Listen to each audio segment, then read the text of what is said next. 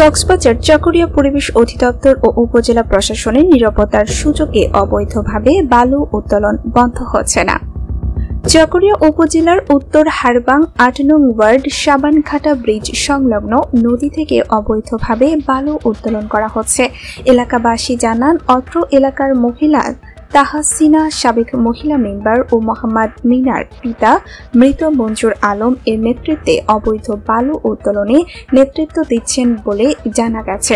চুনতি রেঞ্জের আওতাধীন হারবাং বিট কর্মকর্তা মোহাম্মদ ওমর ফারুক স্বাধীন জানান, অবৈধ বালি উত্তোলন করার সময় একজন আসামি গ্রেফতার করা হয়েছিল। আসামি বিগত কয়েকদিন পূর্বে জামিন পেলেন। আমাদের এই অভিযান পরিচালনা ভবিষ্যতেও অব্যাহত থাকবে। 12 নং সিট ও 2 নং সিটের মাঝখানে BS 16790 খতিয়ানে অবস্থিত ব্রিজটি।